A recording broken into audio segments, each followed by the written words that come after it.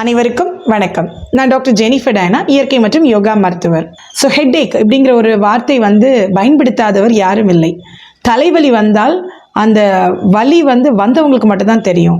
அதாவது ஒரு பழமொழியே இருக்குது, தலைவலியும் வயிற்று வலியும் அவனவனுக்கு வந்தால்தான் தெரியும் அப்படின்னு சொல்லிட்டு. அதே மாதிரி தான் இந்த தலைவலி அவ்வளோ கொடூரமான ஒரு விஷயம். அதை அனுபவிக்காதவர்கள் யாரும் இல்லை அப்படின்னு சொல்லக்கூடிய அளவுக்கு இந்த உலகத்தில் 96% பேர் தலைவலியால் எப்போவாவது ஒரு வாட்டியாவது அவதிப்பட்டுட்டு தான் இருக்காங்க. அப்படிப்பட்ட இந்த தலைவலியை பற்றி இந்த வீடியோவில் பார்க்கலாம். ஸோ இந்த தலைவலிங்கிறது ஒரு நியூசன்ஸ்னால மைல்டாக வரும். இதுவே சில சிவியாரிட்டிஸ்னால, சிவியர் பிரச்சனை, நரம்பு, இந்த மாதிரியான ப்ராப்ளம்ஸ்னால வரக்கூடியது சிவியர் ஹெட்டேக்காக இருக்குது. ஸோ இந்த நியூசன்ஸ்னால வரக்கூடியது மைல்டாக இருக்கும், உடனே போயிடும். ஆனால் சிவியரான ஹெட்டேக்குங்கிறது கான்ஸ்டண்ட்டாக இருந்துகிட்டே இருக்கும். சிவியாரிட்டி, அதோட ஃப்ரீக்குவன்சி, அதோட லொக்கேஷன், இதெல்லாம் வச்சு தான் அதோட டைப்ஸை பிரிக்கிறாங்க. நிறைய டைப்ஸ் இருக்குது. இந்த வீடியோவில் அதை பற்றி முழுமையாக தெளிவாக பார்க்கலாம். அதுக்கு முன்னாடி தலைவலி எப்படி இருக்கும் அப்படிங்கிற ஒரு சிம்டம்ஸை மட்டும் பார்ப்போம். அது த்ராபிங் பெயினாக இருக்கலாம். அதாவது தலை இந்த இடத்துல மட்டும் வலிக்குது, பின்னாடி தலை வலிக்குது, தலையில் உச்சந்தலையில் வலிக்குது, முள் வச்சு குத்துன மாதிரி வலிக்குது, இல்லைன்னா சுத்தியல் வச்சு அடித்த மாதிரி வலிக்குது, மண்டை பொழக்கிற மாதிரி வலிக்குது. ஸோ இந்த அந்த சிம்டம்ஸ் அதே மாதிரி டல்லாக இருக்கா, இல்லை கான்ஸ்டண்ட்டாக இருக்கா, இப்படிங்கிறதெல்லாம் வச்சு தான் நாம் அந்த டைப்ஸையும் பிரிக்கிறோம். அதே மாதிரி ட்ரீட்மெண்ட்டும் அதுக்கேற்ற மாதிரி கொடுக்குறோம். ஸோ இந்த சிம்டம்ஸையும் ப்ளஸ் அந்த லொக்கேஷன், ஃப்ரீக்வன்சி, இதெல்லாம் வச்சு தான், அதாவது டைப்ஸ் ஆஃப் ஹெட்டேக்ஸை பற்றி இன்றைக்கி பார்க்கலாம். ஃபர்ஸ்ட் டென்ஷன் ஹெட்டேக் அல்லது ஸ்ட்ரெஸ் ஹெட்டேக்கு. இந்த உலகத்தில் டென்ஷன் இருக்குன்னு சொல்லக்கூடியவங்க எல்லாருமே இந்த ஹெட்டேக்கை ஒரு வாட்டியாவது அனுபவிச்சிருப்பாங்க. According to international headache society, ஒரு 30% 78% ஆஃப் பீப்புள் இந்த மாதிரி ஹெட்டேக்கில் தான் சஃபர் ஆகிட்டு இருக்காங்க. ஸோ இந்த ஹெட்டேக் வந்தவங்களுக்கு எங்கே பெயின் இருக்கும் அப்படின்னு பார்த்தீங்கன்னா, கழுத்துல இருந்தே பெயின் இருக்கும். அதே மாதிரி ஷோல்டர் பெயினும் அவங்களுக்கு இருக்கும். இது ஒரு த்ராபிங் பெயினாக இருக்கும். அவங்களுக்கு ஏதோ ஒரு ஹேர் பேண்டை தலையை இறுக்கி கெட்டின மாதிரி ஒரு வலி இருக்கும். தலையை சுற்றியுமே அந்த வலி இருக்கும். மசில் டென்ஷன்ஸ் இருந்தாலோ அல்லது வைட்டமின் டெஃபிஷியன்சி இருந்தாலோ அவங்களுக்கு ஹெட்டேக் வர்றதுக்கான, இந்த டைப் ஆஃப் ஹெட்டேக் வர்றதுக்கான வாய்ப்புகள் அதிகம். எல்லாருக்கும் தெரியாத ஒரு விஷயம் என்னென்னா, ஜெனட்டிக்ஸாக இது வர்றதுக்கு கூட வாய்ப்பு இருக்குது. அதாவது தாய் தந்தையர் அடிக்கடி ஸ்ட்ரெஸ் டென்ஷனில் ஆகிட்டு இருக்காங்க அப்படின்னா, அவங்களுக்கு இந்த ஹெட்டேக் வருது அப்படின்னா, பிள்ளைகளுக்கும் இந்த மாதிரியான ஸ்ட்ரெஸ் ஹெட்டேக் அல்லது டென்ஷன் ஹெட்டேக் வர்றதுக்கு வாய்ப்புகள் அதிகமாக இருக்கிறது. அடுத்து பார்த்தீங்கன்னா மைக்ரேன் ஹெட்டேக்கு. ஸோ இந்த மைக்ரேன் ஹெட்டேக்குங்கிறது தமிழில் ஒற்றை தலைவலின்னு சொல்லுவாங்க. இது ஒரு பக்கமாக ஒரு சைடாக வலிக்கக்கூடிய தலைவலி. இந்த தலைவலி பெரும்பாலும் யாருக்கு வரும்னு பார்த்தீங்கன்னா, ஃபீமேலுக்கு அதிகமாக வர்றதுக்கு வாய்ப்பு இருக்குது. ஏன்னா அவங்களோட மெனோபாசல் பீரியடில் அல்லது பீரியட்ஸ் டைமில், இந்த மாதிரி டைம்களில் ஈஸியாக அவங்கள அஃபெக்ட் பண்ணிடும். ஹார்மோன் ரீப்ளேஸ்மெண்ட் பண்ணும்போது, அதே மாதிரி பார்த்தீங்கன்னா அவங்க கான்ட்ராசெப்டிவ்ஸ் ஏதாவது யூஸ் பண்ணிகிட்டு இருந்தாங்க, கருத்தடை மாத்திரைகள் ஏதாவது யூஸ் பண்ணிகிட்டு இருக்காங்கன்னா அவங்களுக்கு அஃபெக்ட் ஆகிறதுக்கான வாய்ப்புகள் அதிகம். ப்ரெக்னென்சி நேரத்தில் பெண்களை தாக்கக்கூடிய ஒரு தலைவலி தான் மைக்ரேன்.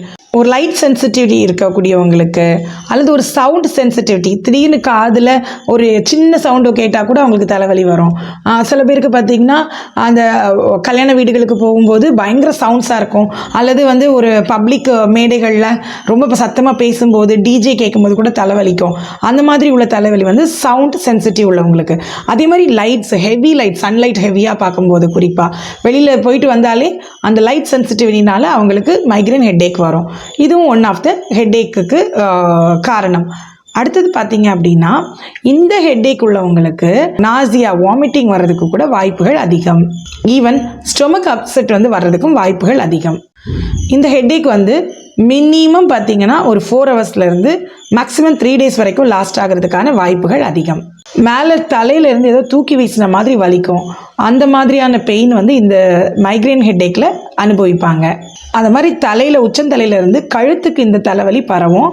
இதனால் abnormal brain activities, chemical changes எல்லாம் வர்றதுக்கு வாய்ப்புகள் அதிகம். பிளட் வெசல்ஸில் மாற்றங்கள் ஏற்படுறதுக்கும் வாய்ப்புகள் அதிகமாக இருக்குது. மூணாவது கிளஸ்டர் ஹெட்டேக். ஸோ கிளஸ்டர் ஹெட்டேக்குங்கிறது இதெல்லாம் சேர்ந்தாப்பில் உள்ள ஒரு ஹெட்டேக் தான் கிளஸ்டர் ஹெட்டேக்கு. ஸ்மோக் பண்ணுறவங்களுக்கு மெயினாக வரும். ஒன் சைட் ஆஃப் ஹெட்டேக்கும் இருக்கும், சைடை சுற்றியும் இருக்கும், ஹெட்டை சுற்றியும் இருக்கும். சிவியர் பெயினாக இருக்கும். இந்த கிளஸ்டர் ஹெட்டேக் ரொம்ப சஃபர் ஆவாங்க. குறிப்பாக அவங்களுக்கூட அந்த ஒரு முக்கியமான சிம்டம் எப்படி இருக்கும்னா, பிஹைண்ட் த ஐஸ் ஒரு சைடாக வலிக்கும். ஸோ கண்ணுக்குள்ளே பின்னாடி வலிக்கிற மாதிரி இருக்கும். இந்த பெயின் ஒரு 30 minutes to 60 minutes இருக்கும். பட் இந்த 30 minutesல அவங்க ரொம்ப சஃபர் ஆகிடுவாங்க. இது அவங்களோட ஹெட்டோட டாப்புக்கு, அதாவது உச்சந்தலை வரைக்கும் பரவி போகும். இது வாரத்துக்கு ஒரு நாளோ அல்லாட்டி டெய்லியோ கூட ரிப்பீட்டாக வர்றதுக்கு வாய்ப்புகள் இருக்குது. இது பார்த்தீங்கன்னாக்க 10 நிமிஷத்துக்குள்ளேயே கொஞ்சம் கொஞ்சமாக பீக்குக்கு போயிடும். மேக்ஸிமம் பார்த்தீங்கன்னா 3 மணி நேரம் வரைக்கும் கூட இந்த தலைவலி இருப்பதற்கான வாய்ப்புகள் இருக்குது. 4வது சைனஸ் ஹெட்டேக்கு. ஸோ இது வந்து பார்த்திங்கனாக்க ஃப்ளஃபி ஃபேஸாக இருக்கும். கண் பக்கத்தில் உள்ள பகுதிகள், மூக்கு பக்கத்தில் உள்ள பகுதிகள் எல்லாம் வீங்கி இருக்கும், ஸ்வெல்லனாக இருக்கும். அதேமாதிரி ஃபேஸே வந்து ஒரு மாதிரி ஸ்வெல்லிங்காக இருக்கும், ரன்னி நோஸ் இருக்கும், பேசுகிறதுக்கு வந்து அவங்களுக்கு மூக்கு அடைச்ச மாதிரி இருக்கும். இது மாதிரியான விஷயங்கள் வந்து சைனஸ் ஹெட்டேக்களோட மெயின் சிம்டம்ஸ். இது சைட்ஸ் ஆஃப் த ஃபேஸில் இருக்கக்கூடியது. டில் டாப் ஆஃப் த ஹெட் வரைக்கும் இந்த பெயின் இருக்கும். எந்தெந்த சைனஸஸ், அதாவது காலி இடங்களில் ஏரோ வாட்டரோ போய் ஃபில் ஆகும்போது அந்த இடம் இன்ஃபெக்ட் ஆகுறதுனால கிருமிகளோட தொல்லை இருக்கும். அதனால வரக்கூடியதான் செகண்டரி ஹெட்டேக் தான் இந்த சைனஸ் ஹெட்டேக்கு. ஸோ இது பிரைமரி ஹெட்டேக் கிடையாது, செகண்டரி ஹெட்டேக்கு. இன்ஃபெக்ஷனை சரி பண்ணியாச்சுதுன்னா இந்த ஹெட்டேக் சரியாயிடும். அடுத்து 5வது ஆப்டிக்கல் நியூரால்ஜியா. இது அந்த தலையோட உச்சந்தலையில் இருக்கக்கூடிய ஒரு செகண்டரி பெயின் தான் இந்த பெயினும். ஒரு டைட் பேண்டை வந்து தலையை சுற்றி கட்டின மாதிரி உள்ள வலி ஜாஸ்தி இருக்கும்போது அந்த ரேப் பண்ணி கட்ட வேண்டிய ஒரு சூழ்நிலைக்கு இது இழுத்து சென்றுவிடும். திடீர்னு ஒரு சடன் பெயின், ஜெர்க் பெயின், அந்த மாதிரி ஜால்ஸாக அது வர்றதுக்கு வாய்ப்புகள் அதிகம்.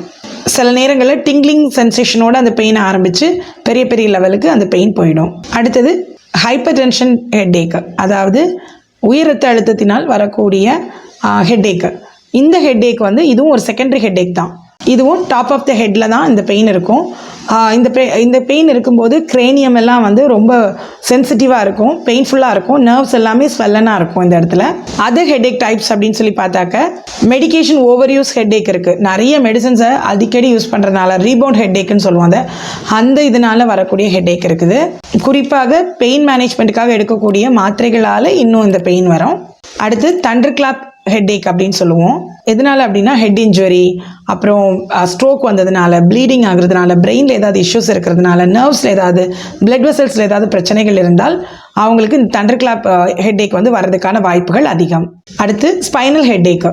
ஒரு எபிடியூரல் இன்ஜெக்ஷன் எடுத்திருப்பாங்க, இல்லை ஸ்பைனல் பிளாக் இன்ஜெக்ஷன் எடுத்திருப்பாங்க, அதன் பிறகு வரக்கூடிய ஹெட்டேக் தான் இந்த ஸ்பைனல் ஹெட்டேக்கு. இது ஏன்னா ஸ்பைனல் ஃப்ளூயிட் வந்து அந்த லம்பார் பஞ்சர் வழியாக லீக் ஆகுறதுனால வரக்கூடிய ஹெட்டேக்கு.